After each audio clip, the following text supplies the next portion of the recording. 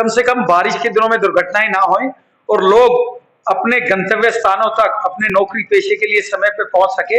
तो मेरा अपने दोनों निगम पार्षदों से भी हाथ जोड़ के निवेदन है कि वो बांध पे जो इन्होंने हालत बना रखी है वो उसको कम से कम जेसीबी बुला के प्लेन कर दे, और जितना अगर वो कोई प्रदर्शन के लिए तैयार है, कुछ भी है, हमें तुरंत अपने इस एमएलए के खिलाफ ये स्टेप उठाने चाहिए। लेकिन देवली जैसे गांव में आज तक बेसिक मौलिक सुविधाएं लोगों को उपलब्ध नहीं है, सीवर आज तक नहीं है, पानी आगे तक पहुंचता नहीं है।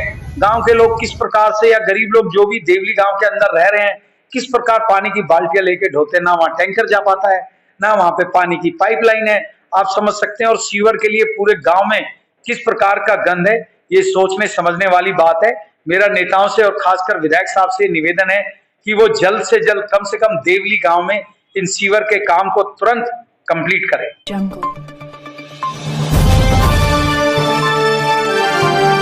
इस वक्त हमारे साथ दक्षिणी दिल्ली भाजपा से महामंत्री बलबीर जी हैं। बलबीर जी, देवली विधानसभा और बांध रोड में जिस प्रकार से सीवर लाइन के नाम पर जो कार्य अभी प्रगति पर है या होल्ड हो गया है, उसकी दुर्गति और उसका जो साइड इफेक्ट, उसका परिणाम आज पूरा क्षेत्र भुगत रहा है, इसके ऊपर आप क्या बोलना चाहेंगे? नहीं, देखिए 2014 में देवली विधानसभा के लिए सीवर के टेंडर यहाँ पे पास हुए थे और 2014 से आज हम 2024 की बात कर रहे हैं। आज तक वो जो टेंडर उस टाइम पे जो एलोकेट हुए थे, सरकार फंड्स ही नहीं मुहैया करा पाई। और आज आप स्थिति देख रहे हैं, 10 साल के बाद भी देवली विधानसभा में किस प्रकार से सीवर का कार्य प्रगति पे है। आज आप देखेंगे पूरा बांध रोड जो संगम विहार की कम से कम 7-8 लाख जनता के लिए एक लाइफ लाइन है, वो किस प्रकार से खुदा हुआ पड़ा है।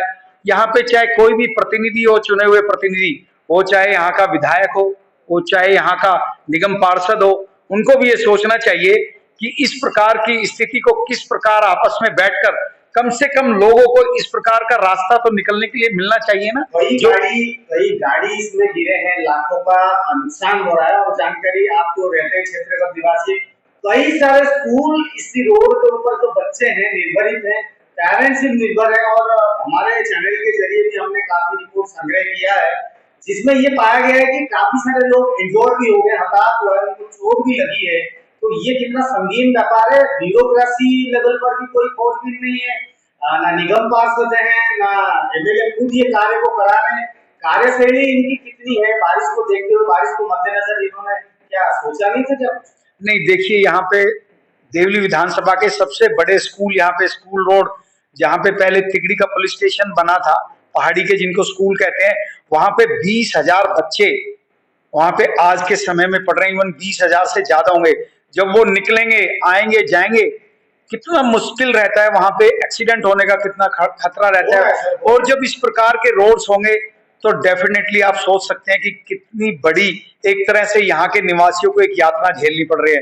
बच्चे समय पे स्कूल नहीं पहुंच पाते, अगर कोई दुर्घटना हो जाए तो उन बच्चों को या किसी भी पेशेंट्स को आप समय पे हॉस्पिटल नहीं पहुंचा सकते। ये इस प्रकार की जो परेशानियां है वो पूरी देवली विधानसभा, संगम विहार विधानसभा में बनी हुई है। आप देखेंगे एक एक रोड को किस प्रकार खोद के छोड़ा गया है। क्या यहाँ के विधायक को दिखाई नहीं देता? क्या यहाँ की दिल्ली सरकार के अधिकारियों को दिखाई नहीं देता कि अगर बरसात के टाइम पे कोई खुदाई करनी है और इस प्रकार की सीवर लाइन डालनी है तो कम से कम उसको पैच में किया जाए। आप 200 मीटर बनाइए, 200 मीटर रोड को कंप्लीट करिए। आज बांध रोड की स्थिति पिछले 1 साल से किस प्रकार की बनी हुई है।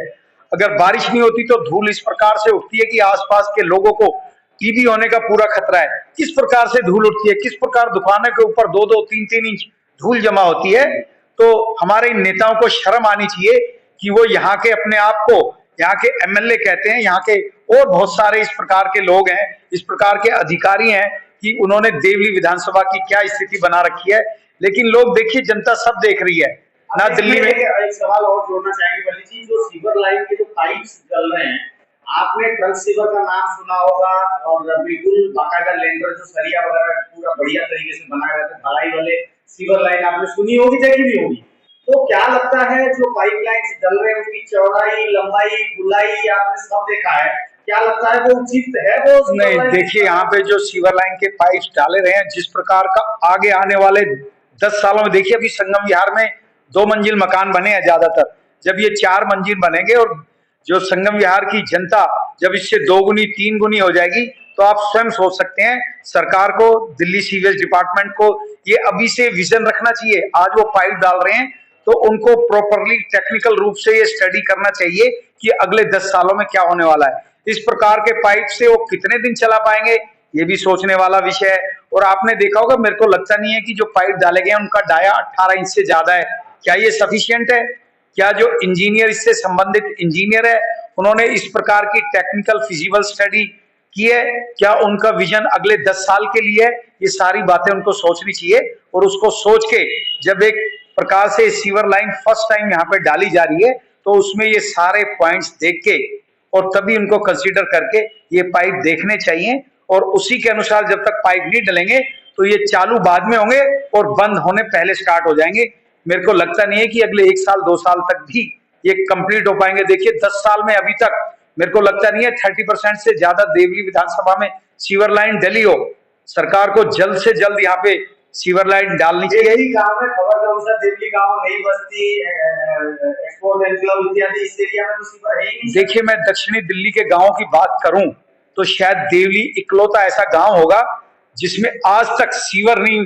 देखिए यहाँ पे हर किसी का फंड लग सकता है, चाहे वो विधायक हो, चाहे वो एमसीडी हो, सब यहाँ पे अपना फंड लगा सकते हैं। मैं मान सकता हूँ कि अनऑथराइज कॉलोनियों में तो फंड्स की एक लिमिटेशन होती है, वहां पे केवल विधायक द्वारा ही फंड्स लगाए जा सकते हैं। लेकिन देवली जैसे गांव में आज तक बेसिक मौलिक सुविधाएं लोगों को उपलब्ध नहीं है, सीवर आज तक नहीं है, पानी आगे तक पहुंचता नहीं है।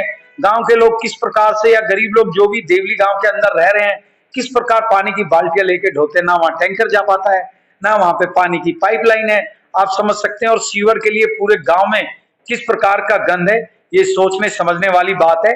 मेरा नेताओं से और खासकर विधायक साहब से निवेदन है कि वो जल्द से जल्द कम से कम देवली गांव में इन सीवर के काम को तुरंत कंप्लीट करें।